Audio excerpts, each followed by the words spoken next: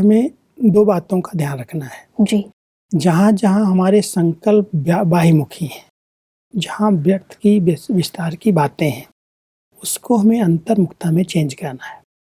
जितना हम अंतर्मुखी बनते जाएंगे उतना साइलेंस की पावर बढ़ेगी, जी। एकाग्रता की शक्ति बढ़ेगी और उस साइलेंस की शक्ति से अंतर्मुखी आत्माएं जब अपनी प्रकाश देने की सेवा करेंगी, लाइट माइट फेंकेंगी एक स्थान पर बैठ करके।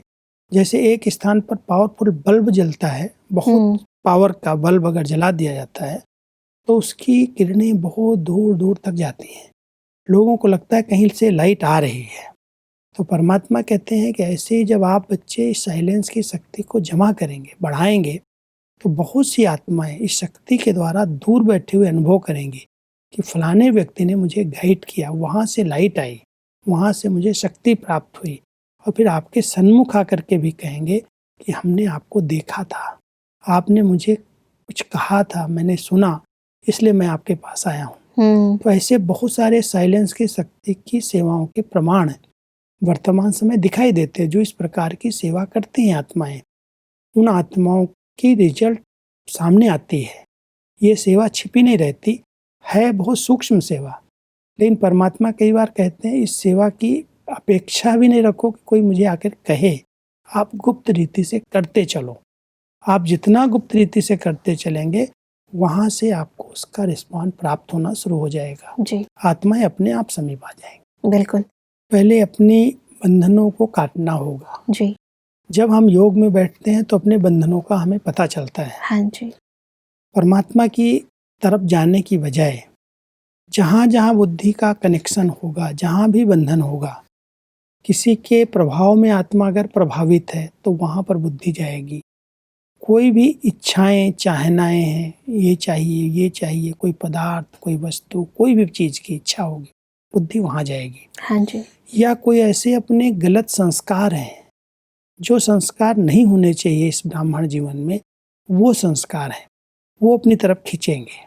तो परमात्मा कहते हैं पहले तो बंधनों से मुक्त बनो, स्वतंत्र बनो। इन सब बंधनों से जब मुक्त हो जाओगे तब इस सेवा के निमित्त बन सकते हो जी। क्योंकि उड़ता पंछी आत्मा बिल्कुल किसी भी न देह के बंधन में है, न संबंध के बंधन में है, न संस्कारों के बंधन में है, न पदार्थों के बंधन, बिल्कुल स्वतंत्र है। तो स्वतंत्र आत्मा जब चाहे कहीं पर भी पहुंच सकती है सूक्ष्म रीति से और उनको मदद कर सकती है, साथ दे सकती है। तो परमात्मा चाहते हैं कि जैसे ब्रह्मा बाबा के द्वारा शुरू में सेवाएं हुई जी, एक स्थान पर बैठे हुए लोग अनुभव करते थे, कोई सफ़ेद पोषधारी मेरे सामने आया और उसने मुझे कहा कि तुमको यहाँ जाना है, और उसके डायरेक्शन अनुसार वो खींच करके वो आत्मा आ गई।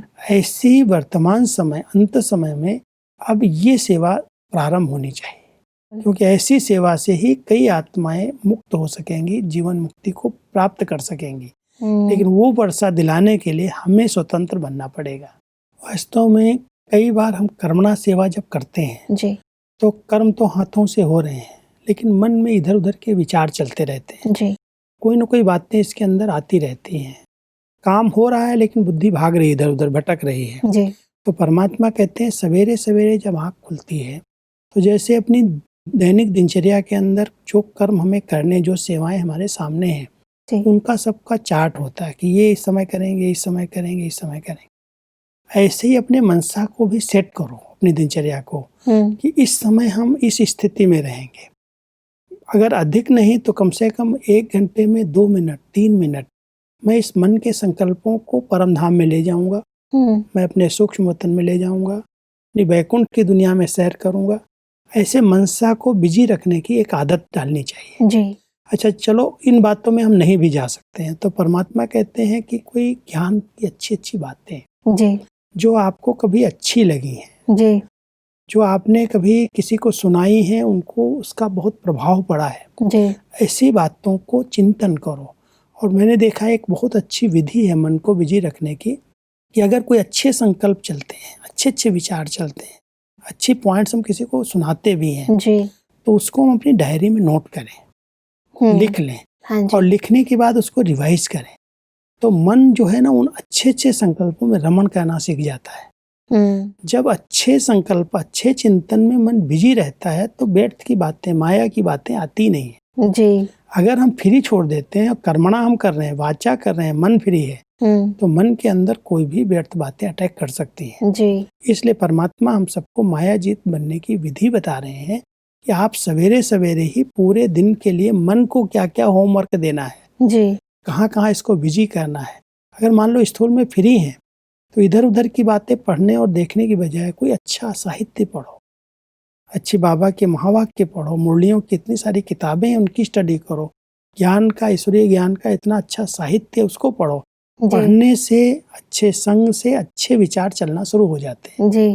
तो जितना हम बुद्धि को अच्छा संग देते हैं, बिजी करते हैं, उतना मन अपने आप शांत हो जाता है, विकारों से मुक्त हो जाता है।